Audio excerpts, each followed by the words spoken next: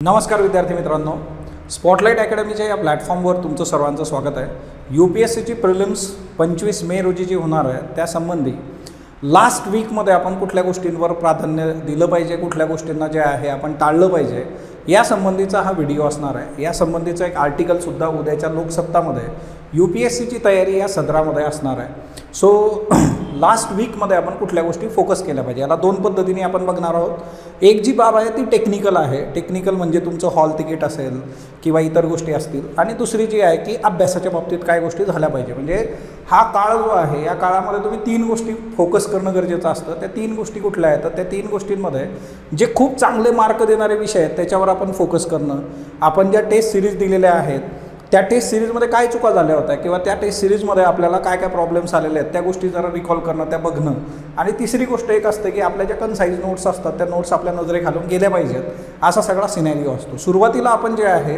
Technical एक फार महत्त्वाचा मुद्दा जो आहे तो म्हणजे आता हॉल तिकीट तुमचे सर्वांचे आलेले आहेत, त्या हॉल तिकीट आलेले आहेत त्याच्यामुळे केंद्र तुमचं कुठं आहे, सेंटर कुठं आहे ते प्रॉपरली बघणं।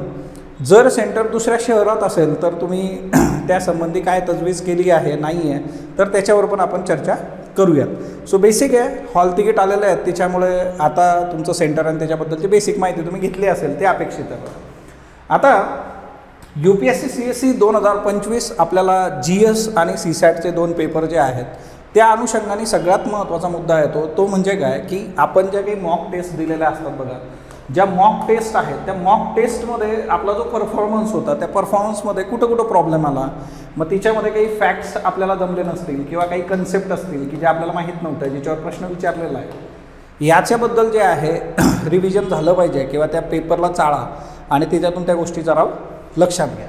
याचबरोबर जे आहे की असे सब्जेक्ट जे आहेत बघा की ज्या सब्जेक्टचं इनपुट आउटपुट रेशो जो आहे तो खूप चांगला आहे त्याच्यावर आपल्याला काम करायचं आहे बघा। इनपुट आउटपुट रेशो चांगले असणारे जे काही विषय आहेत तिच्यामध्ये आपण पॉलिटी घेऊ शकतो, इकॉनॉमिक्स घेऊ शकतो, त्याच्यानंतर करंट अफेअर्स आहे, जॉग्रफी एन्व्हायरमेंट आहे की ज्याच्यावर मुबलक प्रमाणात प्रश्न आपल्याला रुटीन दिसतात। म्हणजे जवळपास हे जे सब्जेक्ट्स मी तुम्हाला सांगितलं इथं जे आहे एक 15चा ॲव्हरेज UPSCने मेंटेन केलेला तुम्हाला दिसून येतो। आता हे सोडलं तर सायन्स अँड टेक्नॉलॉजी तिथं आहे, त्याच्यानंतर हिस्ट्री आहे, पण बऱ्याचदा असं झालेलं आहे की तुमच्या रुटीन सोर्सेसपेक्षा बाहेरच्या सोर्समधून जे आहे प्रश्न उचललेला आहे, त्यामुळे काय आहे की खूप चांगलं इनपुट आउटपुट रेशो असणाऱ्या सब्जेक्टवर आपला फोकस असला पाहिजे। आणि हे करत असताना एक गोष्ट लक्षात घ्या की ज्या गोष्टी तुम्हाला माहीत आहेत, खूप चांगल्या पद्धतीने अंडरस्टँडिंग तुमचं आहे त्या जरा बाजूला ठेवा, कारण वारंवार तेच वाचण्यात काही पॉईंट राहत नाही। त्यामुळे ज्या गोष्टी आपल्याला प्रॉब्लेमॅटिक ठरतात, आपल्या अंडरस्टँडिंगमध्ये काही इश्यू आहेत, फॅक्ट्स तुम्हाला कॉन्फिडन्स त्याच्याबद्दल नाही, त्या जरा या विषयांमधल्या बघितल्या पाहिजेत। दुसरी एक गोष्ट असते की मॉक टेस्ट आणि असे सब्जेक्ट इनपुट आउटपुट रेशो चांगला असलेले, याच्यामध्ये एक दुसरा एक मुद्दा येतो। तो मुद्दा कुठला आहे? तो मुद्दा आहे तो म्हणजे आपल्या नोट्स।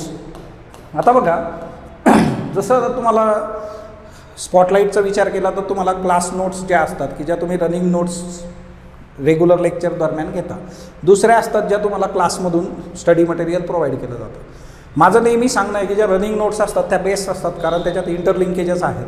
अशा नोट्स ज्या तुम्ही स्वतः लिहून घेतलेल्या आहेत त्या नोट्स रिवाईज करणं फार सोपं असतं। अशा नोट्स तुमच्या नजरेखालून गेल्या पाहिजेत। आणि इथून पुढं जे विद्यार्थी आहेत की जे 2026साठी प्रिपेअर करतात त्यांच्याकरता पण आहे की व्हाईल स्टडिंग तुम्ही जे आहे तुमच्या स्वतःच्या कन्साइज नोट्स बनवणं फार गरजेचं असतं बघा, की ज्या आपल्याला at the last resort properly deal करता येतात।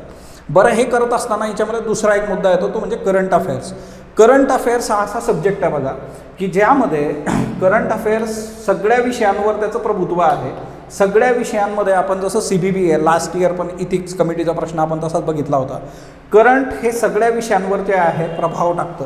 करंटचे स्वतःचे प्रश्न आणि इतर विषयांवर त्याचा प्रभाव, की सिलेबसमधले जे मुद्दे न्यूजमध्ये होते, सिम्पली जे आहे की गव्हर्नरबद्दल सुप्रीम कोर्टाने आता जे आहे निर्णय दिला होता ना, तमिळनाडूची केस जर घेतली तर मग गव्हर्नरवर प्रश्न येण्याचे चान्सेस आहेत, तर मग त्या गोष्टी जरा बघितल्या पाहिजे। एक्सपेक्टेड ज्या गोष्टी आहेत करंटमधून, आता इथं पण जर आपण आधीचा इतिहास बघितला तर UPSCला काय आवडतं, तर UPSCला एक गोष्ट आवडते ती म्हणजे काय की UPSCला ज्या नवीन कन्सेप्ट आहेत, इकॉनॉमी असेल, पॉलिटी असेल नव्याने येणाऱ्या कन्सेप्ट ते विचारतात. आंतरराष्ट्रीय संदर्भांच्या बाबतीत एखादी नवीन कन्सेप्ट आली असेल तर त्या गोष्टी विचारण्यावर आयोगाचा भर असतो. त्यामुळे करंट वगैरे बघत असताना अशा गोष्टी बघितल्या पाहिजेत.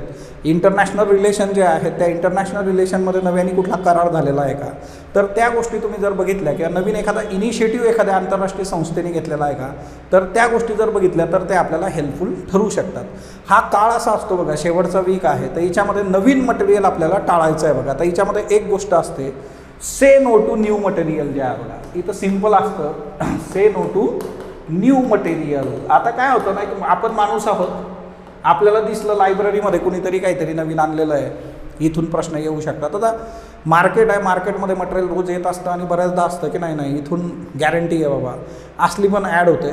नवीन कुठलंही मटेरियल त्याला आपल्याला हात लावायचा नाही आहे. जो अभ्यास आपण आतापर्यंत करत आलो त्याच्यावरच आपल्याला फोकस करायचा आहे. कारण नवीन कुठलीही गोष्ट जी आहे तर ती रिकॉल करणं, त्याच्याकरता रिव्हिजन्स महत्त्वाचे असतात. ते रिव्हिजन आता होणं शक्य नाही. बरं, याच्यामध्ये एक दुसरा महत्त्वाचा आस्पेक्ट आहे, तो म्हणजे काय, सीसॅट. आता सीसॅट जे आहे 2023चा UPSCचा जर पेपर बघितला तर आपल्याला एक गोष्ट इथं क्लिअर होते की UPSCने 2023मध्ये ज्या पद्धतीचा पेपर हातात दिला होता तर सीसॅटला कमी लेखून चालत नाही. सीसॅटला तुम्ही अंडर एस्टिमेट करू शकत नाही. का सीसॅटच्या बाबतीमध्ये तुम्ही एकदम कूल राहिलात, बघितलंच नाही, पडून जातील 66 मार्क, तर तुम्ही रेग्युलर जे आहे सीसॅटच्या टचमध्ये राहणं गरजेचं आहे. वाटलं तुम्ही 2 तास द्या, पण सीसॅटच्या टचमध्ये राहणं अपेक्षित आहे. सो हा एक फार महत्त्वाचा मुद्दा असेल की रेग्युलर म्हणजे टिल प्रिलिम्स तुम्ही जे आहे सीसॅटबद्दल किमान जे आहे 2 आवर्स वगैरे जे आहे ना तुम्ही दिले पाहिजे. हां, जर तुमचं सीसॅट खरंच खूप चांगलं आहे आणि तुम्ही तेवढी मेहनत घेतलेली आहे तर तुम्ही हा टाईम थोडासा कमी जास्त करू शकता. सो हा एक मुद्दा याच्यामध्ये महत्त्वाचा बघा. ओके, आता हे सगळं असताना जे आहे टेक्निकल गोष्टी फार महत्त्वाच्या याच्यामध्ये. टेक्निकल जे आहे की तुमचे हॉल तिकीट आता आलेले आहेत. हॉल तिकीट आलेले असताना जे आहे एक गोष्ट सिंपल आहे, तुम्हाला माहीत पाहिजे की आता आपलं जर त्या शहरामध्ये नेमकं सेंटर कुठं आहे. जर दुसऱ्या शहरात जायचं आहे तर माझं सजेशन असेल की सकाळी प्रवास नका करू. 2-2, 3-3 तासाचे प्रवास जर सकाळी करून मग सेंटरला जायचं तर मग आपली मानसिकता तशी राहील का. सो त्या केसमध्ये तुम्ही आदल्या दिवशी जर त्या शहरात गेलात तर तिथून आपल्याला चांगले बेनिफिट्स मिळू शकतात. आपण पीसफुली दुसऱ्या दिवशी पेपरला जाऊ शकतो. ही एक गोष्ट याच्यामध्ये महत्त्वाची आहे. आता याच्या पलीकडे दुसरी एक गोष्ट जी येते बघा की तुम्हाला कसल्याही पद्धतीने जे आहे स्मार्ट वॉच वगैरे आत घेऊन जाता येत नाही, कुठलेही गॅझेट्स तुम्ही नेऊ शकत नाही.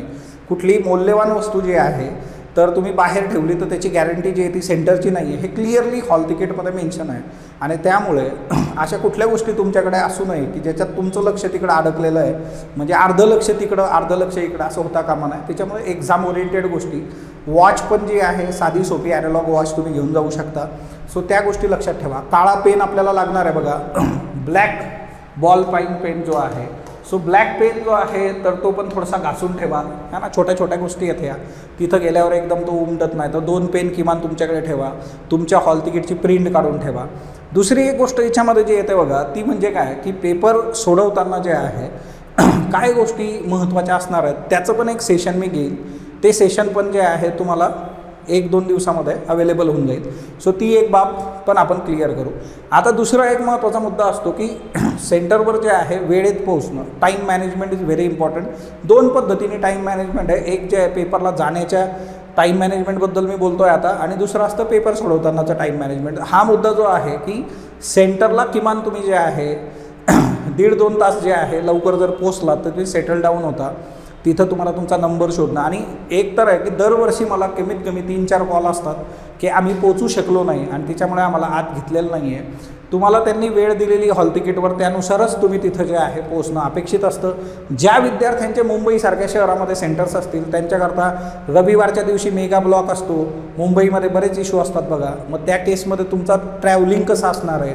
बऱ्याचदा असंही होतं की तुम्ही त्या शहरात गेला आहेत पण ते सेंटर खूप लांब आहे, तुम्ही राहता नातेवाईकांकडं मित्राकडं, मग त्या केसमध्ये जे आहे ते कसं मॅनेज होणार आहे तर त्या गोष्टी पण तुम्ही बघितल्या पाहिजेत.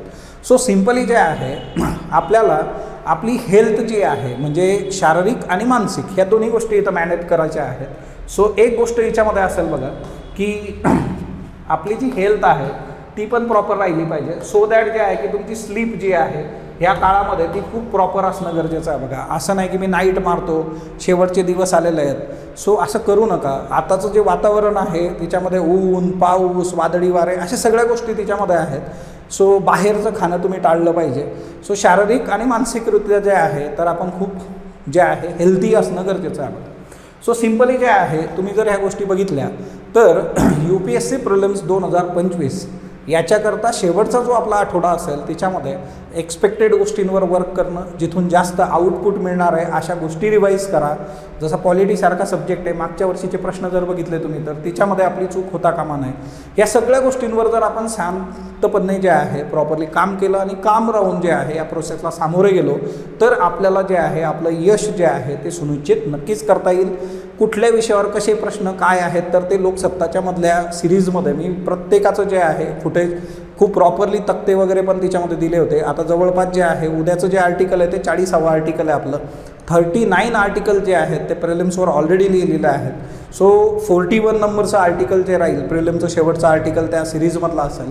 सो हे सगळे आर्टिकल्स पण तुम्ही नजरेखालून जे आहे घालू शकता की कुठं कुठं कशा कशा पद्धतीने आयोगाने गोष्टी वर्क केलेल्या आहेत, ऑप्शन्स कसे दिलेले आहेत. ओके, सो ह्या सगळ्या गोष्टींचा जो आहे विचार तुम्ही करणं या कालावधीमध्ये महत्त्वाचं आहे. सर्वांना टीम स्पॉटलाईट आणि स्पॉटलाईट अकॅडमीतर्फे UPSC प्रिलिम्स 2025साठी खूप खूप शुभेच्छा.